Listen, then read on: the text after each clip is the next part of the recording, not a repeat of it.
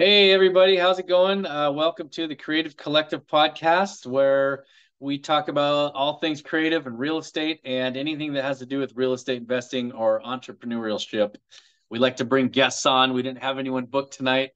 A couple of our partners are busy, family in town, and just couldn't make it tonight. So here we are. I figured it'd be a good chance to dive into this, being a connector, really. And, there's several things we can talk about. In particular, I want to talk about a foreclosure we were able to help stop. And that was really, really cool. But before I get into that, I'll kind of back up to the kind of how I got started connecting, and how I knew I was a connector. Rocket Fuel, first off, if you haven't read Rocket Fuel, definitely got to do that, and then take the test to see if you're a visionary or an integrator, right? Because that book opened my eyes and my wife's eyes to some things that I actually hadn't known. I feel like I read Rocket Fuel 2 years ago, but this time it was different, right? We're in a different place, and timing is everything when it comes to business or opportunities, I feel. So we read that book together, and we started realizing, my wife realized there were some things that personality traits that lent to me being a visionary, that she started going, oh my gosh, like one of them was having ADD, right? Attention disorder, right? I've always had a hard time paying attention and focusing on things for too long. And so she was like, oh my gosh, I never knew that was just like part of you, like, having a hard time listening all the time. And I know it's a lot of us guys kind of have that problem. So I started listening to this audio book called How to Listen with Intention. I can't remember the author, but if you look it up on Audible, you'll find it, right? I listened to that audio like 5 times, about 3 years ago, and I really started listening really well and learning how to communicate better. And so really one of the things I started doing when I realized I was a connector and just really loved to add value to other people and pour into other people, was that I really wanted to learn how to really strengthen the strengths that I already had, So I started really working on just strengthening my strengths, right? Rather than trying to focus on my weaknesses and strengthen those. I had learned years ago that if you do that, you're only going to maybe, if you're like 20 or 30% efficient at something, you're only ever going to get to maybe 40 or 50%. But if you're 60, 70% at something that's a strength, you're going to get to 70, 80 plus percent. So I started focusing on my strengths, and then finding people who complemented my strengths or who were good at other things that I wasn't good at or things I didn't like to do, and I actually just recently listened to that audio. Thanks, babe. But I recently listened to that audio, The Go Giver, right? And also Who Not How, right? Who Not How was really good. The Go Giver was amazing too. But Who Not How is really powerful. I don't know if you guys haven't listened to that audio or read that book, highly, highly recommend it. It is amazing. It's a life-changing, like perspective, give you a life-changing perspective on things. But yeah, I started learning, I was connecting people just kind of naturally. I've twice now. That's awesome, man. I've been doing networking. I did a bunch of network marketing businesses throughout the last 20 years since I've been an entrepreneur. I had my own granite and tile company for about 18 years in Eugene, Oregon. My wife and I did about 5 or 6 network marketing businesses.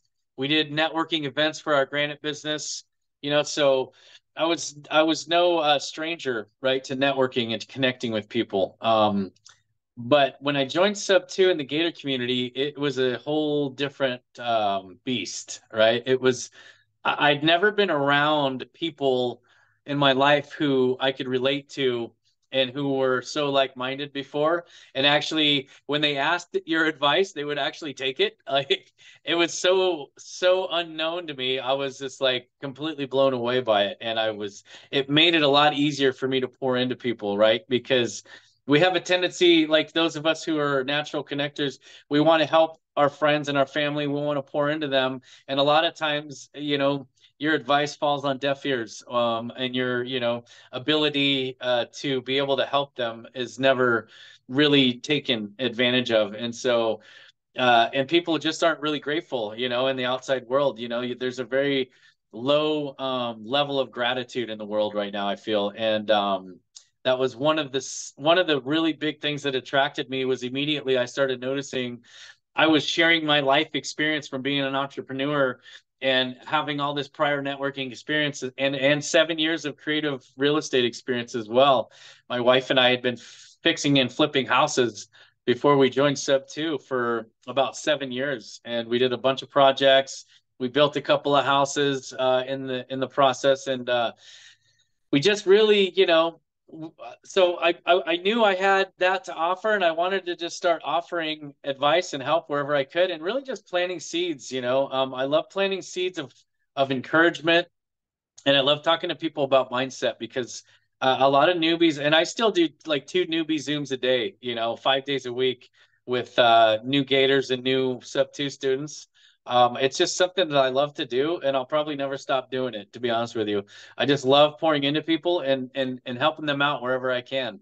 And one of the things I'd like to talk about right now is basically telling your story and how powerful it can be. I like to tell my story when I meet people, because there's something in my story that somebody will be able to relate to, right? So you're building rapport right off the bat, and trust. And it also ties into some of the branding that I've been doing, and a lot of people are doing in the communities.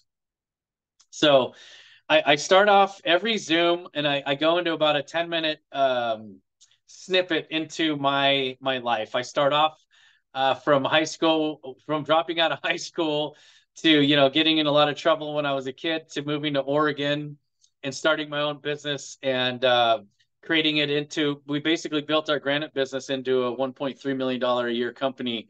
And, and we started doing fix and flips, but I tell a pretty detailed version of my story. So somebody I'm talking to will relate to a part of my story, no matter what part it is. But it's really important to be relatable, so that's a huge part of connecting.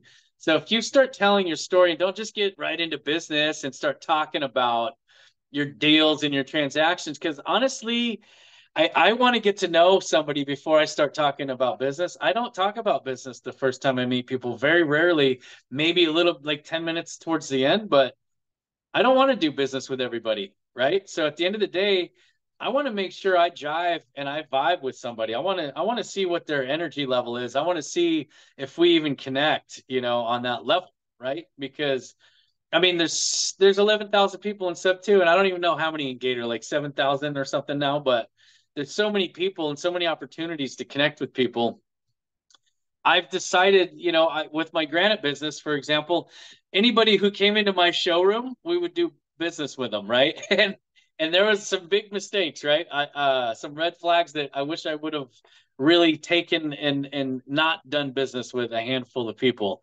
But those handful of people, I could hold maybe on 2 handfuls in 18 years, were the ones that you remember the most, right? Those bad business deals, and those people who were just not good human beings, basically. And so what Pace has created here is something that attracts like-minded people, I feel. And for the most part, I'd say 90+% of the people in the 2 communities are really solid, really solid people. I've had really good experiences with most of the people. And so it makes it easier, right, to connect with people and to help people when they appreciate what you're doing and they appreciate the help, So I started connecting people early on, and I was actually talking to my host here, the co-host of the show, Damon Ponder, one day, and I was like, Damon, I'm doing all this connecting, man, and I found in these deals, and I know there's a handful of people that I've met in the Gator community who have cash, and they want to do deals, and I started connecting them, the people, and I was telling Damon about that, and he goes, Lance, you realize some of the most wealthy people in real estate are brokers, right? And he's all, basically, you're brokering these deals for people. You're making sure it's a good deal, and then you're connecting them with people who have funding. And I was like, really? You're right. You're right. I am doing that. He's like, man, you can monetize off that. I was like, wow. So literally the very next potential deal that I had, I monetized that deal. And I got 2 points for myself in it, right? And it was a fix and flip. And I actually ended up connecting with like 4 deals with this one investor.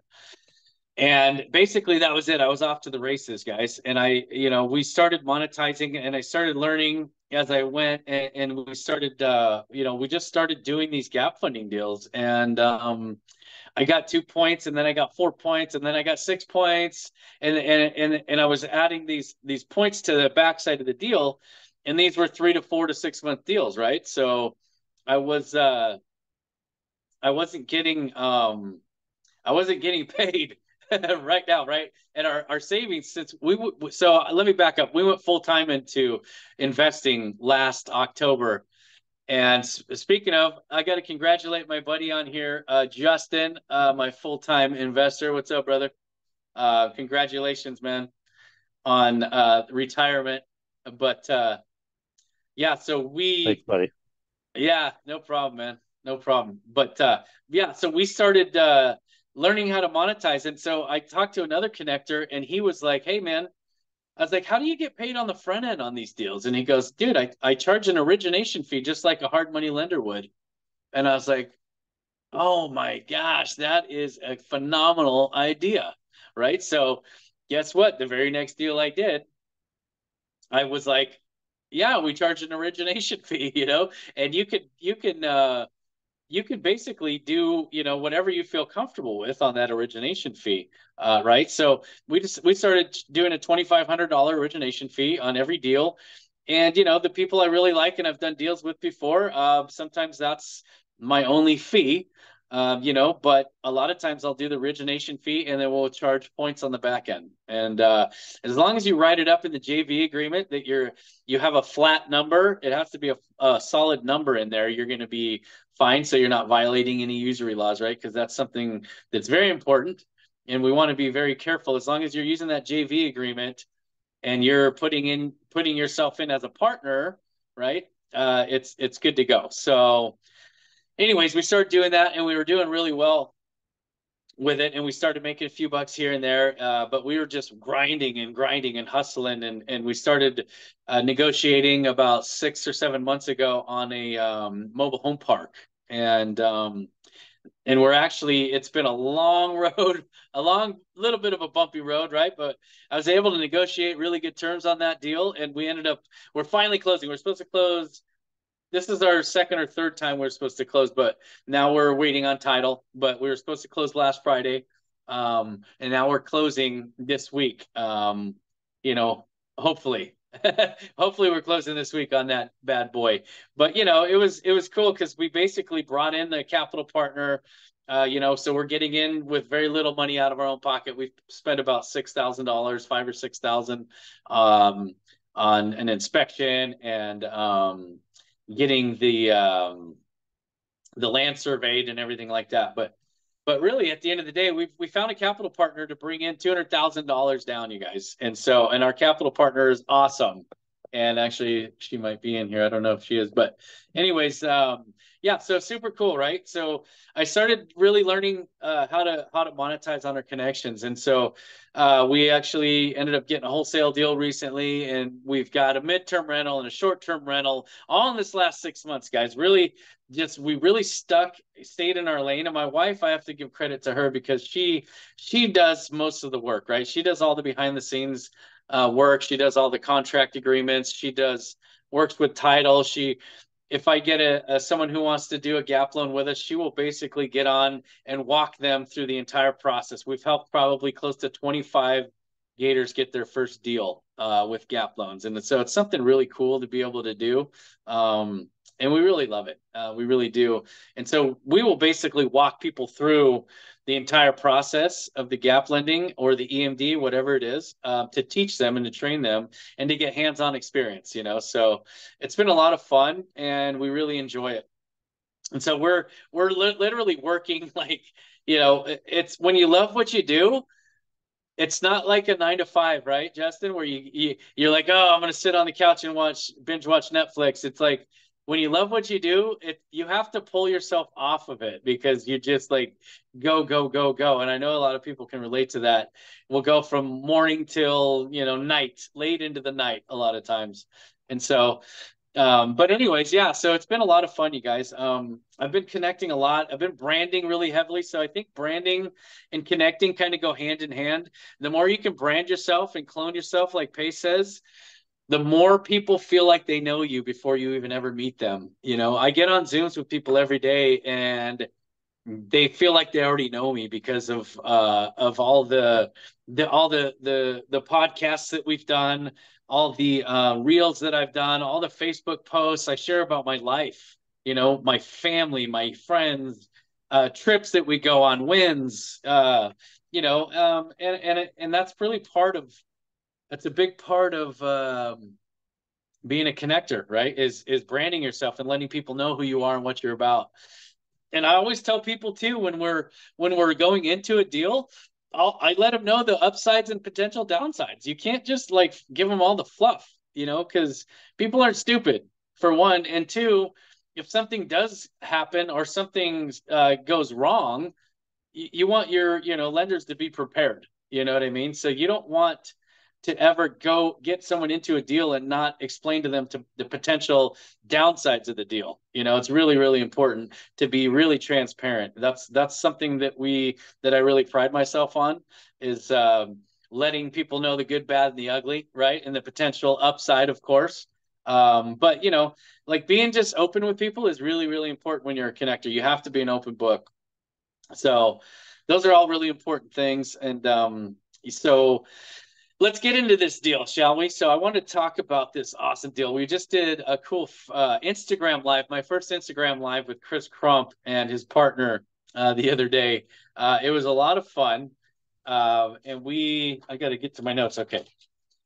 So we did this. We actually had this deal come to us from a new friend of ours, new partner, Tony Williams. He's a sub-2 student. Tony brought us a deal about a month and a half ago, maybe 2 months ago. I don't know. It's all been a blur, right? This last 6 months. But this guy, Tony, brought us a deal where he was door knocking and looking for pre-foreclosures in Dallas and mainly in like north of Dallas in the Frisco area, which is a super hot market. And so he brought us a deal and he's like, hey, Lance, I know you've been, helping people raise funds and I was like, he's like, hey, I need X amount of money to get this deal. And I was like, yeah, man, let's take a look at it. So we vetted it. It vetted really well. There was a lot of equity in it. It was a solid deal. So we decided to help him out. Within like 1 or 2 days, I was able to raise the capital to pay off the arrears on this deal. But the deal actually never made it to the finish line, right? He hadn't had it under contract yet. And so he actually had the deal snagged out from under him by, I think, another investor, unfortunately. But what happened was the seller basically just ghosted him out of nowhere. And so, so what happened was I started building rapport with him, and he saw that I was able to take action and get that lending right secured. So who did he call next time he needed some funding? He called your boy. He called me up. He goes, bro, I got this deal. He's like, I got this deal. Okay, so let me back up. Labor Day weekend, guys. He calls us on a Friday afternoon. He says, hey, I got this deal. So he's like, it's going into foreclosure. It's going to hit the auction steps Tuesday morning. And I'm like, oh, bro, like, holy crap.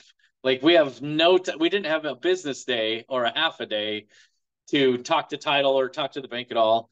And so I said, yeah, what are you looking to do, man? Let's look at this. And he goes, look, I'm looking, he's like, I need $28,000 to catch up on the arrears to stop the auction. And I said, okay, well, let me take a look at it. I had my wife kind of vet it like we always do. She vetted the deal really quickly. And he was like, look, he's like, I need $28,000. I'm willing to give you $20,000 in return. And we're talking less than in 30 days or less, So immediately it was a no-brainer. I was like, holy smokes, that's a great return.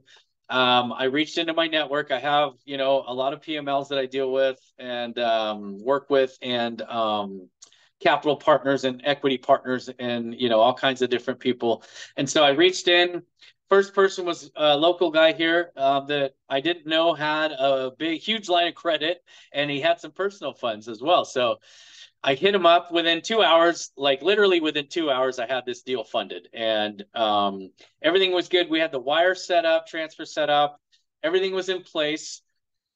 And about Monday afternoon, Labor Day, Monday afternoon, my wife was called one of our friends, Evan Hall in Dallas, and he's done a lot of foreclosure stuff. So we called him. She called him actually, and she talked to him about it. She said, "Hey Evan, we're gonna put 28,000 in pay off the arrears to stop this foreclosure." And he said, "Well, there's some risk involved in that." He said, "The bank does not have to stop the foreclosure, even though you paid the arrears off." And I did not know that. So we were like, "Oh crap." So my wife was like, "Man," she's like, "Babe, the bank can still foreclose even if you pay the arrears off. It's not very likely, but it is a possibility." So that was something new that I found out, right? And so I was like, "Oh, great."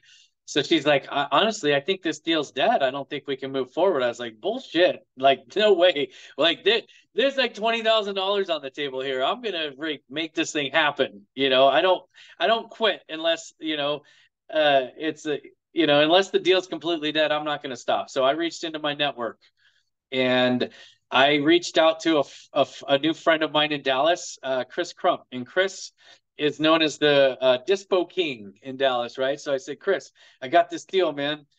Do you have any foreclosure? I need a foreclosure specialist."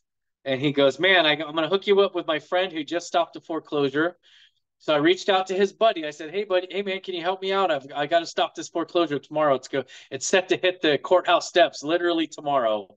And he goes, "Oh man, I got this person for you." He gave me two different ladies' numbers. One of them was Angie Acosta, and we reached out to Angie.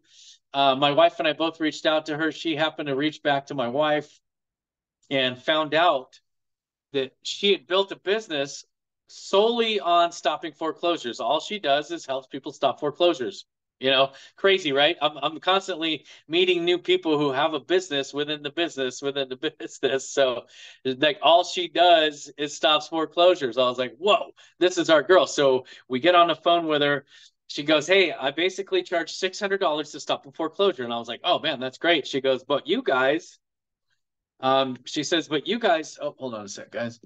She said, "You guys have done most of the groundwork and have most of the things in place, so I'll charge you $300. I was like, "Done," right? Pretty much, like, I don't even know exactly. She knows the exact right things to say to the bank is what it is, and I wish I knew that. We're gonna try and learn that, but for now, we're gonna use Angie, right, from now on. So Angie's like, "I can get this, done." So like we go, okay, we sign the agreement with her, we pay her the $300, and Tuesday morning rolls around, and within 39 minutes of the auction, she stops this foreclosure, guys. 39 minutes. Literally, like right before it hit the courthouse steps. And I was completely blown away that she was able to do that. And here's the really cool thing. She postponed that 30 days. Like we got a 30-day extension on that foreclosure. And what that meant was that I didn't have to bring the $28,000 to the table now.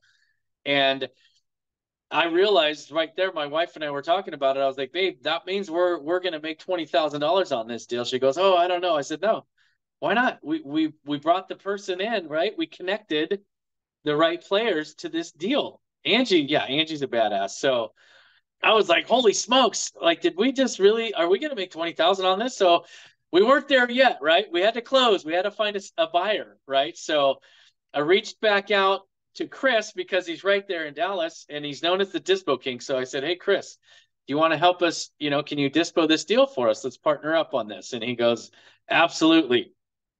And at this point, we had, I think, like less than 2 weeks to find a buyer on this deal. And he was like, he's like, "Man, it's a little tight, but yeah, I can do it." So what happened was the seller was in Europe with his son at some kind of tournament, sports tournament or something like that. And so getting a hold of this guy, once we stopped the foreclosure was really difficult. He was supposed to have someone meet us at the house to get photos because we can't sell a house without photos. And they hadn't cleaned up, right? It was they had gone him and his wife had gone through a divorce, and so they were kind of like head in the sand a little bit. Like this house almost went into foreclosure. And another thing that was cool about this deal, there was like a couple 100,000 in equity in this deal when Tony found it. And so it was a really, really killer deal, and in one of the most desirable areas in the country, really. And if you don't know about Frisco, Texas, they're building. One of the reasons why it's so hot is because Universal Studios is building a new facility there, supposed to be completed by the end of 2026, I believe. But so it's drawing a lot of attention. So, anyways, there's huge equity in this deal. Tony actually had figured out on giving the two owners, the ex-husband and wife, each $25,000 at the close of this thing. So that was super cool too, you guys. We got to help this couple from having another huge burden, right, of a foreclosure on their record, and that would have just been a nightmare for them. And so to be able to be part of that is really, really huge. If we could have just stopped the foreclosure, I would have done it, to be honest with you. But the fact that we knew that there was some good profit to be made in this, and we were developing these really cool new relationships with other investors, was just really icing on the cake. So basically what happened was, Chris, we couldn't get the photos, right? The husband was like pretty unavailable. He's on a completely different time zone. He's like 12 hours ahead of us or whatever it was. I can't remember the time. My wife will probably hop on here and correct me, but he was like way off on the time zone. So we were having a hard time getting a hold of him. Then he said, "Oh, I'm only going to let Tony in the house. I don't want anyone else there. I've still got personal belongings in there." Thankfully, Tony only lives about 20 or 30 minutes away. So Tony was like a really good sport, man. He was a huge on helping us get in there. So one day went by, 2 days, 3 days, and we have 2 weeks, guys. So 3 days, 4 days. And I went out to a meetup with Chris and Jabs Carter and their partner, Zach. And I decided I was going to go and meet. Well, we were supposed to meet with the seller's cousin, with Tony, and get some photos of the place for Chris so he could dispo this thing. So we're like day 4 into this thing after we stopped the foreclosure, and we're getting down to like 7 or 8 days now that we have to literally close on this sale of this place, right? So, it was getting a little nerve-wracking, but I actually did not ever for a moment doubt our team's abilities because I'd already seen a miracle happen, right, with stopping this thing. So I didn't doubt it for 1 minute. When you're plugged in with the right players, you expect them to perform, and you have to have faith, in those people. So literally it was about a week finally so they ghosted us. Me and Tony hung out for a half hour in the blazing hot sun of Dallas. It was like 98 degrees. We're like sweating our butts off, just dripping in sweat. And they didn't show. And so it wasn't until about 5, 6, 7 days, I think it was, until he got back from his trip and Tony was able to go in and get photos. It was crazy. So Chris was able to get in within like 7 days and dispo this thing. We had a couple of hiccups. We had somebody commit to it and not put an EMD down. And so that fell apart. The first offer fell apart. And then we found what Chris called an angel investor, wired EMD within like that night, stopped by the bank that night and wired EMD on this second buyer. And so my favorite thing about this story, guys, is the fact that it wasn't my deal, right? I didn't stop the foreclosure. I didn't find the end buyer. Wasn't involved in any of the transaction, right? So I just basically connected all the pieces to the puzzle, and we made this thing happen, right? Tony was the wholesaler. He brought the deal. He needed help raising funds. I raised the funds, then I didn't even need to put those funds in.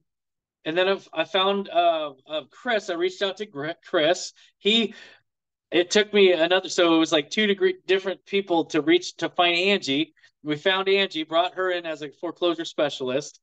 And then Chris helped us dispo the deal.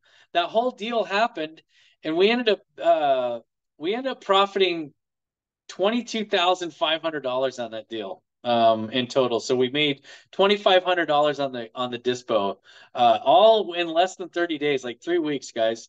And it's all because of the network that I had built, right, as a connector. And it's something that's really, truly amazing. And I love to tell, I tell this story all the time now because it's my new favorite story to tell. It's just something that you would never believe if you weren't in the community and you weren't around it, you know? And so it was really, really cool. Yes, just my portion. The wholesaler made 50K and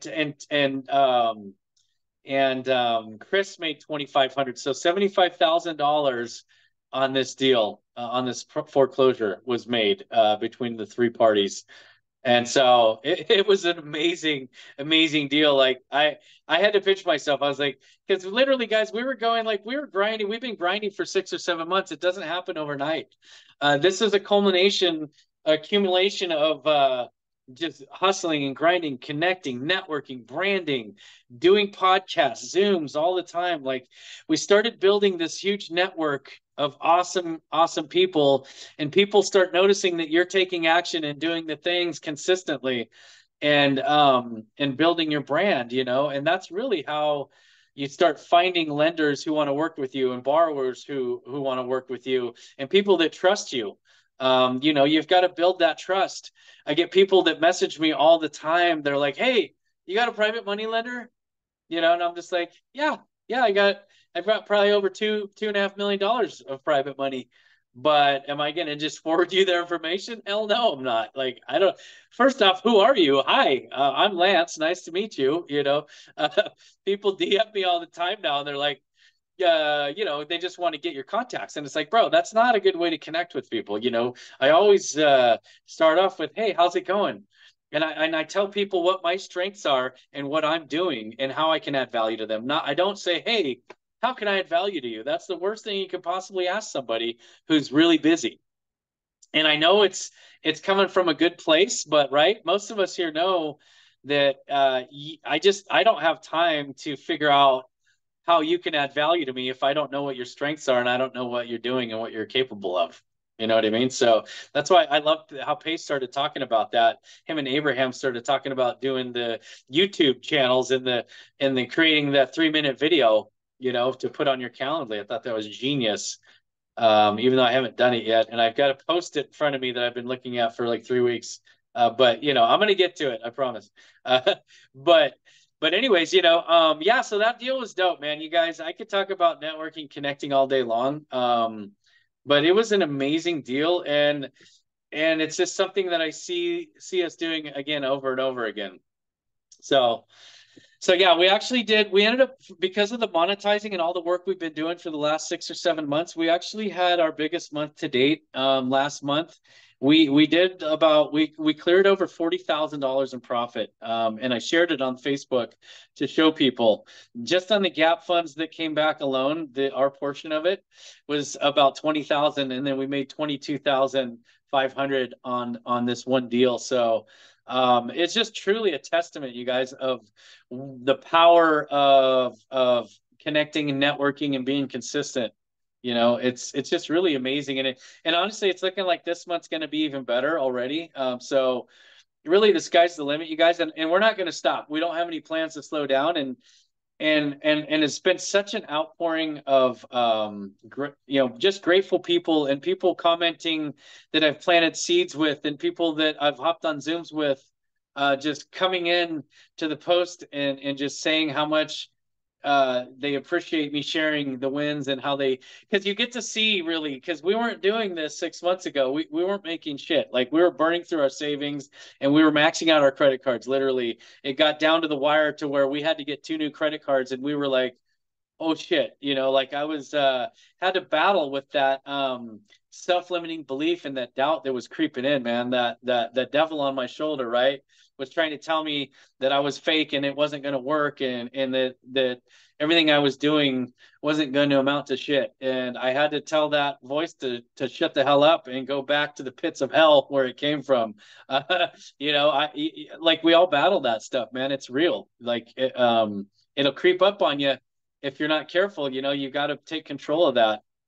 And so it happens with everybody, man. And it's just really cool, guys. I don't want to keep talking forever because I could go on and on. But Justin, man, you want to hop on here, man? Do you have anything to add that you want to share with us? Awesome explanation of all that deal, Lance. Amazing month. Congratulations. I think that's incredible for you guys. I'm proud of you guys, and I know you worked really hard to get to that point. Ari asked, can you explain a little bit about gap funding? Yeah, absolutely. Thank you for that, man. I appreciate that. And congrats again on your Thank new you. semi-retirement, brother. Yeah, That's yeah. so cool, dude. I'll be hustling like you too, though. It's not retirement. It's just Yeah, retirement from the W-2, you know. yeah, yeah. You get to live life more on your terms. I Exactly. totally get it though. That's why I call it a semi-retirement, right? Because we're not once you get that passive income where you can actually but yeah, it's you're on your way, bro. But yeah, so a gap fund or a bridge loan, it's a gap loan or a bridge loan. There's two in the same. It's one in the same, actually. It's two different terms for the same thing. So basically, if somebody, for example, were to be getting a fix and flip and they have a hard money lender or get a DSCR loan for a deal, you basically, let's just go with hard money lender. A hard money lender will want to see X amount of reserves in the bank, 20 to 30% of the project that they're loaning on.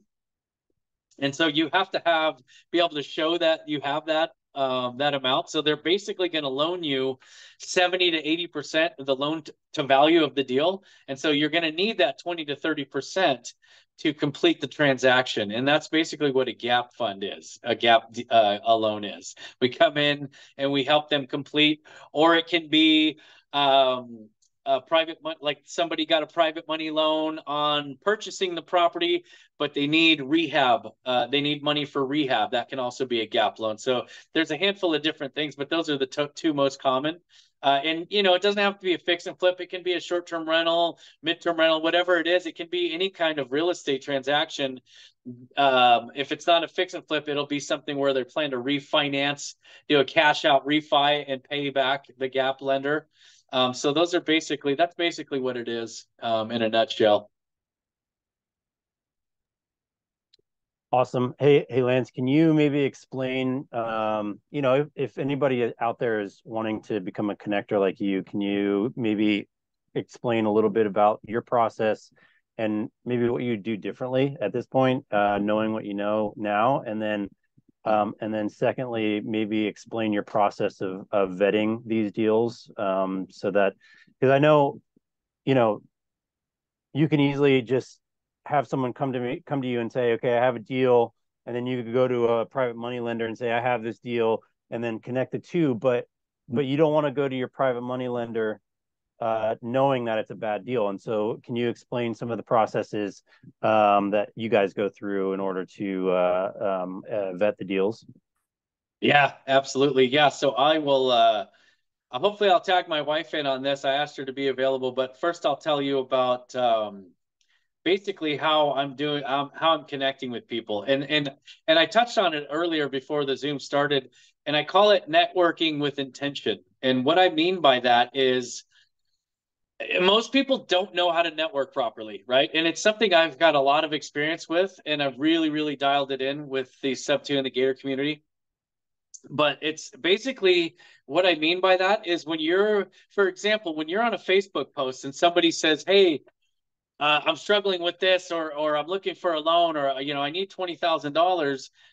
I can tell you 90% of the people who are asking for $20,000, the people that comment, 90% of them, they're not going to actually take action and really reach out to that person. And I tell people this all the time. I've had 3 or 4 deals like that where people give up so quickly. They're like, oh yeah, there's 30 or 40 people. I'm not even gonna. Here's the thing: people, when you comment on someone's Facebook post, most people are not going to take the time to go through 30 or 40, 50 comments and try and DM each one of those people. They're going to have a small handful of people DM them and say, hey, I'm interested in this deal, and actually pursue the deal. That's where a lot of people miss the mark, man, is really intentionally going and pursuing somebody. So if you really want to connect with somebody, you need to get into their DMs and say, "Hey, I'm so and so, and I'm interested in this deal. Here's what I've done, or here's what I can do. Here's the value I can add. Don't say, what can I do? Say, and you have to be very confident too. So if you go into someone's deal and say, hey, I'm looking for my first deal, let me fund this. If it's a seasoned investor, they're not going to want a first timer funding their deal unless you're really confident or you have a partner, right? So not saying it's not possible, but it's a lot easier when you're working with somebody who's seasoned because they know the ins and outs of it. So DM and then get their information, and I'll send my Blink card. When they respond, I'll send a Blink card, or whatever platform you use. Send your Blink card, and then in my clipboard, I have a little clipboard note that I send that says, please fill out your, or please save my contact information and fill out your information as prompted. Because what happens is I send my Blink card out, I was sending it out and I wasn't getting their information back. So I have to actually save that in my clipboard so people will actually, and then I'll check it later. And if I don't get it, I'll send another message. I'll say, hey, all you got to do is go back into my Blink. I like to keep all of my investors in one spot. If you don't mind, please fill out your contact information. And if they don't respond after that, then whatever, I'll move on. But 90% of the time or more, people will respond, that first or second time. And then what I'll do is I'll say, hey, I'm free this day and that day, or I'll say, hey, can I send you my Calendly and let's link up. If it's something that's like time sensitive, I can't do that anymore because my Calendly is like 2 to 3 weeks out right now. So I basically started saving like Fridays and Saturdays for actual potential business deals, so I can do business Fridays and Saturdays, and then after certain hours. But you can get them on a Zoom or get them on a phone call and actually put it on your calendar and send them a link, right? So all those things are crucial if you really, really want to make connections and actually make deals happen. Is you have to be very intentional on those connections. And so that's a huge thing. That's a huge part that people miss. They don't get it. They think if they just comment and then they get butthurt, oh, well, I sent this guy a message and they never responded. So, screw them. And I'm just like, no, like people are busy. Messages get lost easily, send them another message. Don't be so small-minded. You know what I mean? Like send them another DM, send them a text message, whatever. It doesn't like, if someone's intentionally ghosting you, that's one thing. But most of the time people are just busy and they don't have time or they missed the message. So I know that was a lot, but there's a lot that goes into it, and you start doing that consistently and it's going to pay off. I can guarantee you. And I wanted to see if babe, so I basically say, hey honey, I have a deal. Can you vet this for me? So I don't vet the deals. The my brains behind the integrator partner. operation, Jesse. That's right. Again. The brains, the mastermind is actually my wife, Jesse. Jesse rocks. Jesse, you're babe, can just you a hop pretty on? face, Lance. That's all. That's right. That's it. I mean, yeah, I'm here. Can you hear me okay? Yep. Yes. Okay. I'm just going to put I want the echo in the car. So you guys still hear me okay? Yep. Okay, perfect. So yeah, you guys got to hear Lance's side of it. Without him doing the connecting, we wouldn't be having these deals coming to us. But once they come to me, I essentially, the way that I look at it is I try and poke holes in the deal. And that's really how I start vetting. I start a simple Google search. Google search these borrowers. A Google search, you'd be surprised what it would pull up. Sometimes even on the first page. Ask me how I know. Story for another day. Story for another day. But the internet can be a wonderful thing. Just in trying to find out if anybody has a blatant criminal record. Because there are sharks out there, even in our community, and our community is amazing, but we are still in the real world and we're still dealing with humans. So, just be cautious, go into every lend, with that in mind. And then do your own underwriting. You're going to want to see, and I'll get back to vetting the borrower in just a second, but you're going to want to do your own underwriting. You want to see a purchase and sale agreement. You want to see a scope of work. You want to see actual proof that they have a hard money lend. You want to see if they, have an LLC. You want to check the Secretary of State records to see if it's an active LLC. Sometimes every state's different, but it will show if it's active or inactive. Sometimes you can see why it's inactive. You can see other LLCs under their name. You can get really down and dirty, and you can, start looking into county records based on that business's name to see if they've gone to court. Mel Palmer, has actually rolled out something, a program like this that's very in depth. She had worked with Department of Homeland Security, but I'm kind of just an OG creep, and I do my Google stalking in a different way. Since I don't have access to those resources yet, but make sure that you are getting, bids from their that they've gotten from their contractors. You really want to be looking over this deal, I think, to really add value, because you can get out there and you can connect a deal and make a quick $1,000-$1,500, but one of the reasons that Lance and I charged the $2,500 that he said up front is because we really deep dive into this, and then we do our own TC work as well. So we're writing up the notes and the security instruments against this, but really doing your own comps, making sure that people aren't cherry picking this, bringing you a deal saying, oh, this thing is going to be worth blah, blah, blah. Like, do your own due diligence so that when you, like Justin said, when you bring it to your lender, that you're showing them something that you've really put time into. And this can take a few hours to do, but you're going to make a connection fee. I mean, we're still in the real world. We can still, trade hours for dollars, even if it's on our time. And you can just put some heart and soul into your deal once you find something. So that's some of the that I do on these deals, checking to really see, what I think these numbers are going to be. Lance and I happen to have a background in construction, so we know right off the bat, what a standard cost of a roof is, and what, we know what plywood costs from Home Depot. So we can kind of look at these numbers and get a good idea. And then we can look at photos of the home. If you're telling me it's a lipstick remodel and the photos show that it looks like everything's dry rot, your numbers are off. So trying to approach it and make sure that, those numbers are adding up too, not just do the numbers fit for the ARV, but does their rehab make sense for the amount of work that it looks like they need to have done? And reach out to somebody if you don't know the answers to those questions. Checking to see the status of the property, if the ownership is actually matching up with the name that's on the purchase and sale agreement. There is a lot of seller fraud right now, so be cautious of that. There are people who are, falsifying ownership. So, and I know I'm really going into a deep dive, so I'll try and keep this kind of, to a minimum of minutes, but I know it seems overwhelming, but these are really things that you can do to add value to these deals. And then going and vetting the borrower. I had said up front, just a quick Google search. I do check people's social media. When we get to a point where I've vetted the deal, I will do a background check on them. Absolutely. I do a credit check and a criminal history check. It's $35, and you can send them a link so that they can fill it out. You're not getting any of their personal information. Don't do that. Don't have people send you their social security numbers. That's not good. But there are plenty of websites out there where you can request this information, and it just sends you back the report. And you can look over and see, how they're looking on paper.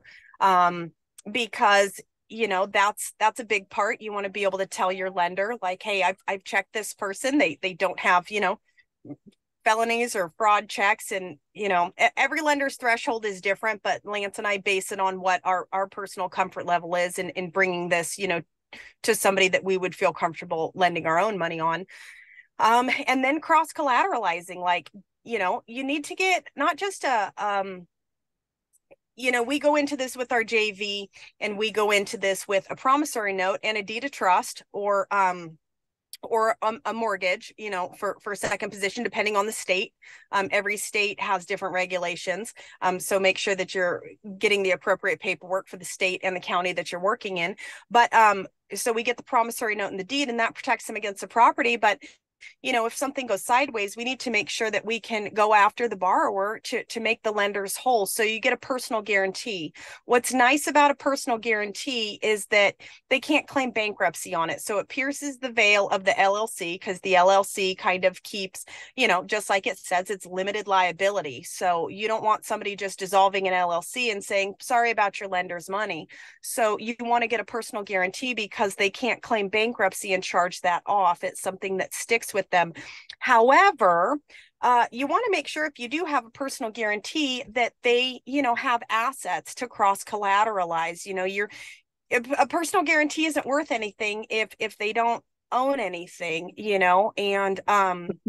and it's a tough conversation to have sometimes, but you just have to have it. If they have and no hate, like, please don't take this next comment wrong, but if they have a 1990 Honda Civic and they live in an apartment, you can't go after them for anything. So, making sure that that personal guarantee has some weight behind it, because people need to be scared to lose something.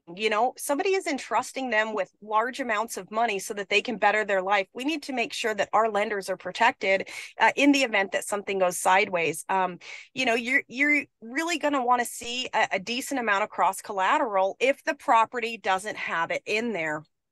I know some lenders who want to see anywhere from 1.5 to 3 times the amount of equity for cross collateral. That means if you're borrowing 100,000, you need to have 150 to 300,000 in equity in 1, 2, 3 properties. That's just kind of some of their requirements, because in the event that you had to go after somebody, it's going to eat up a healthy portion of that going after them. So another, tangent, I'm going to try and reel it back in, but these are all things that you guys should be thinking about if you want to do a connection on another level. This is how we vet deals. These are the conversations that we have with our borrowers and our lenders, and we're very straightforward with both of them. We let them know we're putting trust in you as a borrower, and we want you to do well. But we absolutely will come after you with fire if things don't go right, because this is hard. This is money that people have worked very hard for and saved very long for, and we don't take that lightly. And yeah, that's right. Ari asked, how do you check if they have assets? Well, so some of that you're going to see on their credit report. If they have a mortgage on a home, you're going to see the bank that they have a mortgage with. You're going to see what the balance is. You're going to be able to do your comping on that house. You're going to be able to see any car loans that they have like that. You can also ask them for personal financial statements, which is absolutely something that you should be having them.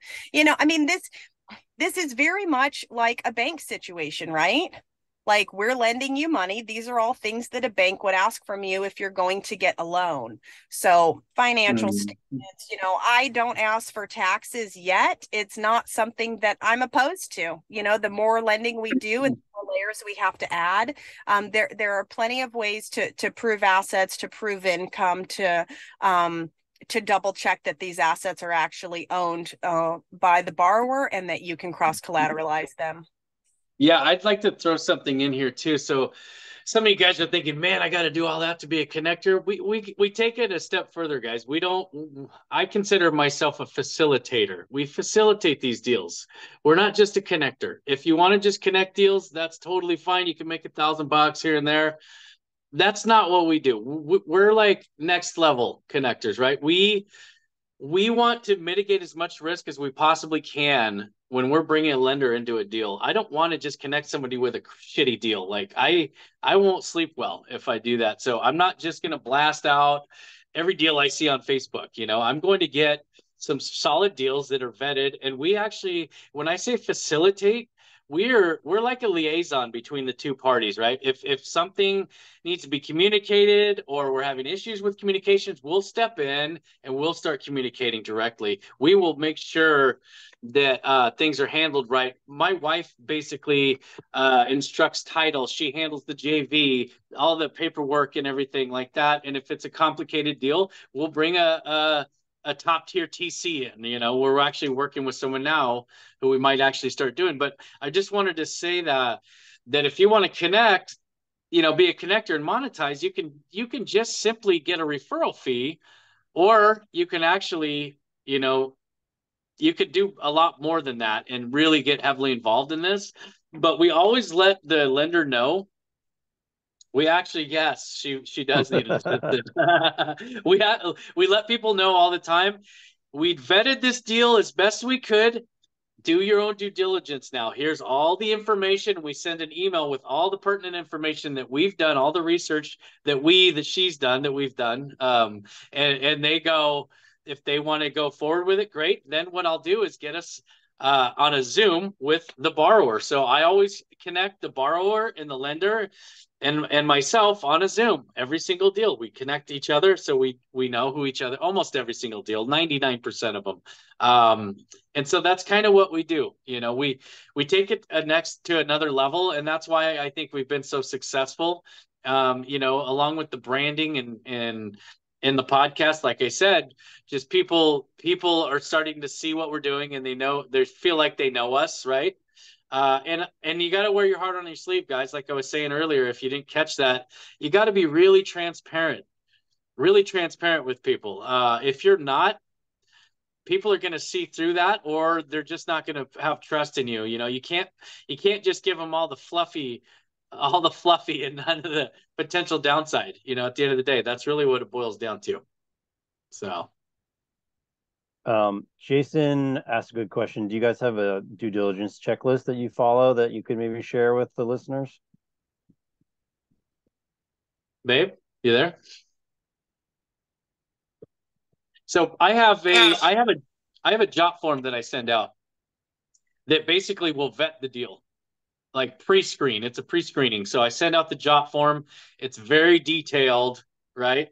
It's very detailed, and it asks all the questions. And I'm not going to go into all of it because it's like 30 questions in there. And then at the bottom, oh no, she does have a form, but she does have something she sends out. But the jot form is where I start. If somebody's interested, I'll kind of do a little napkin analyze, right? If it looks like a decent deal, it looks like something that I know my lenders will like, then I will pursue it. I'll negotiate though if it's just a little off. If the percentages aren't quite there, I'll negotiate, and I'll find the lender that's interested. But the jot form is amazing. Like, it's a huge time saver.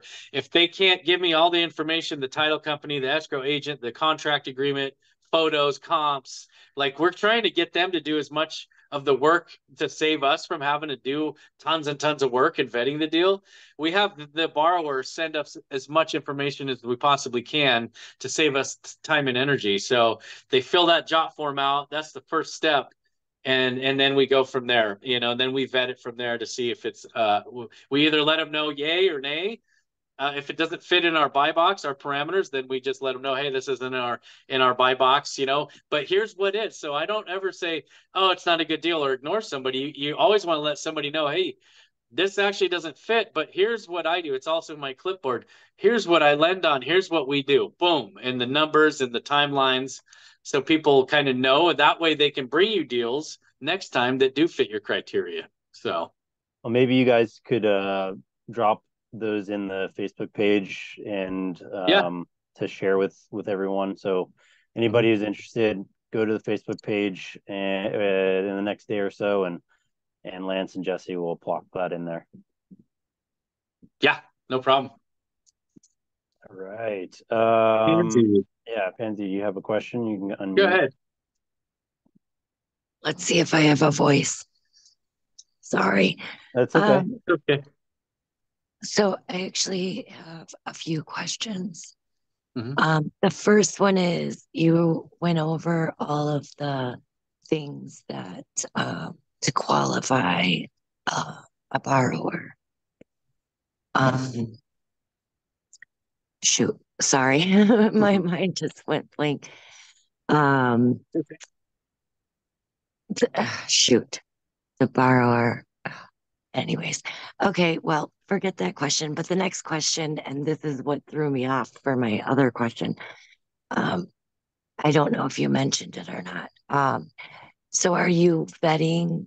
Obviously, then you're vetting your lenders similarly, correct? Not really. No, honestly, I don't vet lenders very often. Most of the lenders I meet are in the Gator community, you know. So I haven't had a need to vet a lender. Honestly, I've never had a lender come and say they had $60,000 to do a deal and not have it. So I don't really see the need for it. I build relationships though with people. So I usually it's somebody who I've done a Zoom with, or somebody that I've talked to, or somebody that has been referred to me, you know. So it's a great question though. Like I get to ask that every now and then. I actually don't vet lenders really at all. Okay. Yeah. Back to my other question. It was about everything that, you know, again, vetting the borrowers. Um, shoot.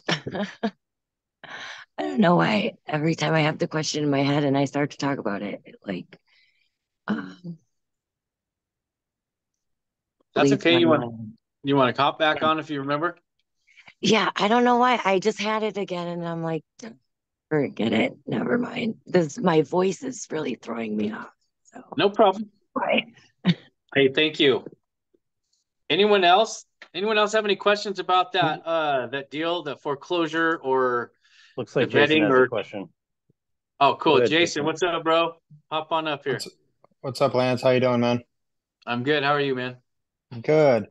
So I know when we spoke before, you spoke of your wrap business. So is this totally separate from that side of things, or do they kind of Yeah, intertwine with each other? it really is. It's something that I fell into because of the what I'd been doing. I saw that you know, Kyle Frizzell is who I'm helping out with the capital, bringing capital partners, but he had a post one day and I was like, "Oh, hey man, I can help you out." And he goes, "Okay, here's some wraps if you can help me find a capital partner." And I found him one on the first list.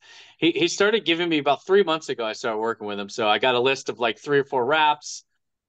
3 months later, these guys have 40 deals in escrow at any even Wow. time. Like these guys are Wow. just crushing it. So I'm literally uh, um, every week to every other week finding him 3 or 4 capital partners for his reps. So it's been a really cool partnership with Kyle and his team. He's got 9 people on his team. He's his partner Nathaniel Walker, and they have 8 employees between them, a full-time TC, dispo guys. It's they've built something really cool, and their systems and processes that they've been building are amazing. I'm getting lists from him now that are like 7 to 9 wraps every 7 to 10 days, man. And so Wow. yeah, and sometimes I'll help. Like last week, I got like 4 capital partners for him in 1 week, so it's pretty cool. So It's fun. I love. Go ahead. you don't Sorry. really have to vet borrowers on that end. You're just really bringing in the capital more. Yeah, no, that's what's cool about Kyle. And that's the thing. I really stress the fact that when you're working with a seasoned sub two students like that, Kyle's been doing in sub two for a year and a half and he's been just a rock star, dude. Like there's all these, I try and let people know I actually did I send you that video? I recorded a Zoom Yeah, it was video awesome. Yeah. about the wraps so I could stop telling people like 5 times every day because I was like getting so sick of it. Uh, so I took Pace's advice and cloned myself, right? So I've got a lot of Yeah. really positive feedback, but man, nobody else structures deals like he does. Like he gives half of the entire deal, and so Yeah. you know he makes it really easy. But yeah, it's been fun, man. And the big reason why I did it with Kyle, because I don't get paid what I would, not even close to what I would on my own gap deals. But what the value there was, the huge value was plugging into Kyle and his team. I knew that I was going to partner up with somebody who is a rock star and probably the #1 wrap buyer in the entire sub two community. I would say pretty confidently. And I've learned the ins and outs of wraps. Now I'm very confident doing wraps. And that was the big reason why I thought it would be a good idea to start partnering up with him. But honestly, we probably brought about 16 capital partners or more to him in the last 3 months. And it's just, it's getting easier and easier now. People are like, oh, No. people all the time, whoa, it doesn't comp and this and that. I'm like, you can't comp a wrap. You're selling it over market because you're selling it to penalty box buyers, right? It's going to be Yeah. about 10% above what market value is going to say. So, but there's a lot of things people ask the dumbest questions. Sometimes they're like, well, why are they selling that house? Why would someone sell a house like that? And I'm just like, who gives a shit? You know, I don't say that, but you know, I'm thinking that. I'm like, come on, man. It's like, what does that matter? But anyway, yeah. So Yeah, it's been a lot of fun. yeah, it's an awesome business model he's got going on there. But Yeah, all thank right, you, man. cool, man. Appreciate it. Yeah, awesome. No problem, man. Great questions. Any other Well, anyone else got questions? any questions? Justin? I have a question. With all the people that you go out and reach out to and talk to, how do you keep everyone straight? Like, you find someone, I always find myself, making a connection and then, some time goes by and, the conversation wanes and, you sort of forget about certain things. So what do you Yeah. do to keep it all straight? At this point, so I actually brought someone in to help me build out my CRM because I just I wasn't getting it done at the end of the day. And I decided it was time to find my who, not how, right? So I brought a guy on, a new Gator who wanted to learn about creative finance, super green, doesn't know anything about real estate, doesn't know anything about Gator lending. I made an agreement with him that we would um I'm just rabbit holing a tiny bit, but this was a really cool little story. So we had a conversation one day. I had a Zoom with him, and he told me he basically built systems out for IT companies, and he loved doing his job, and I hate doing that stuff personally. So Yeah. I was like, dude, I'm like, bro, I'll teach you everything you want to know about creative finance up to like whatever you want to know, dude. I will teach you if you help me build this out. He goes, yes, let's do it. And that was it.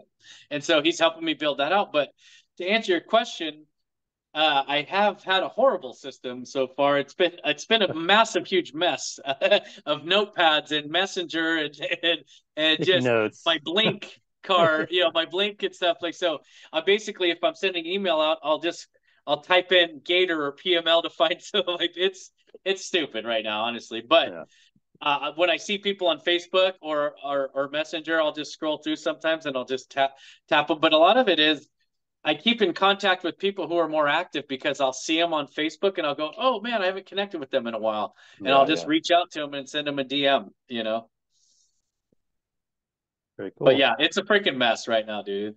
I am not the guy to talk to about that. Yeah. Not yet. But the cool thing is that CRM is going to be rocking, dude. He's integrated all kinds of stuff. He's gonna make it so easy for me, bro. I'll be able to cut my social media time in half. I'll be able to create these pre-made reels and posts, and have the CRM automatically post certain times out of the week for me. Mm-hmm. So I can create content for like an hour on the weekend and just have it automatically do it. So I'll be able to focus more on the connections and stuff. But a lot of cool things in that CRM I'm excited about. The email blast, text message blasts, not Mm-hmm. just like random spams, but sending out deals to, people who I know who want to invest. Right. So Awesome. yeah, yep. All right. Any other questions, guys? Any other questions before we wrap it up? It's like that's a no. So thanks everyone for coming on. We appreciate you spending your time with us. And Lance, Yep. thanks for sharing your story. Yeah, man. And let us know if you guys need anything. Oh, and go follow our YouTube channel. I did post the link. Go follow, like, and follow us, guys, on YouTube. Man, we got some awesome guests that we've had on there. Some really, really good content. Kyle, we've And had Vina Jetty, Abraham Gray, like some major rock stars in our communities in there. and then next week we have Boris Sanchez, who's a monster in the multifamily world in Houston. Mhm. He probably has $1 billion of his own assets under management. He's not a syndicator, but finds way to buy property a lot of the times with little to no money down. And so he's going to be an amazing guest. So make sure you're here next week. Yeah, and storage units, right? He buys Yeah, storage I think, facilities. just Yeah, commercial real estate in general. Yeah. commercial real estate. Got it. Yeah. Awesome. Sweet, guys. Thanks, Justin, man. Yep. Congrats Thank again. you. Thanks, Thank you, everybody. We buddy. love you. We appreciate you. Have a Take good care, night. everyone.